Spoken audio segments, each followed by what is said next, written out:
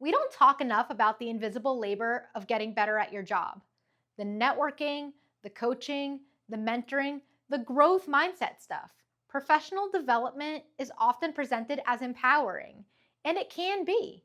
But for neurodivergent women, it also comes with a lot of extra work, unseen work, unpaid work, unspoken work. So let's give language to the invisible labor of navigating professional development when you're neurodivergent, a woman, or both, because if you know, you know. Before we even start a workshop or mentoring session, many of us are already doing extra cognitive work. What should I wear? Will this be sensory friendly? Will I be expected to make small talk? Am I being judged for not showing up like everybody else? Neurotypical norms often go unspoken, so we spend hours decoding how to exist in these spaces. We're not just attending an event, we're navigating a hidden curriculum that others don't even realize exists. Most professional development spaces reward a narrow kind of performance: confidence, eye contact, the right kind of polish, quick verbal responses, strategic vulnerability, but never too much. So we mask. We rehearse what to say. We fake ease. We suppress sensory needs. And we hope no one notices how hard we're working just to seem normal. That masking, it's labor and it's invisible. Let's talk about feedback. Neurodivergent women often receive vague or coded feedback like be more approachable or work on your presence. Translating that into something actionable takes energy.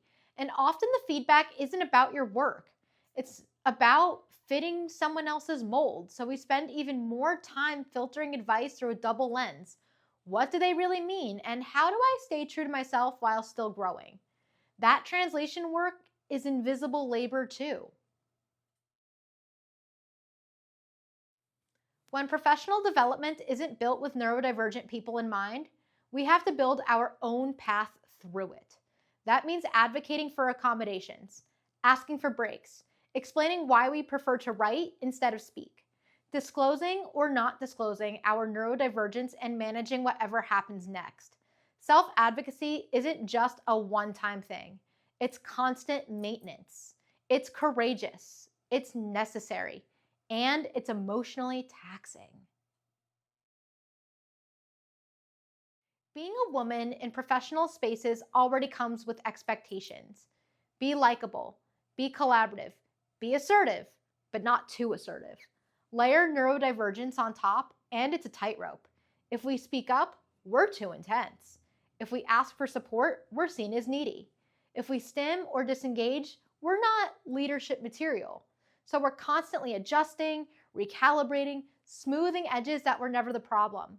And all of that labor goes unseen.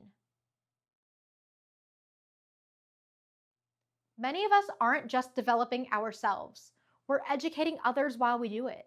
We're the ones teaching managers, trainers, and peers about access, neurodiversity, and inclusion. That's labor. That's leadership. That's emotional work. And while it's often necessary, it shouldn't be expected or unpaid. We deserve to grow without also carrying the burden of fixing the systems around us.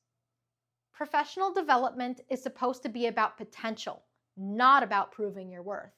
But for neurodivergent women, it often comes with invisible labor that nobody sees, measures, or acknowledges. So if you're tired, you're not alone. If you've been carrying more than others realize, you're not imagining it. What invisible labor have you carried to grow in your career, and what do you wish others understood?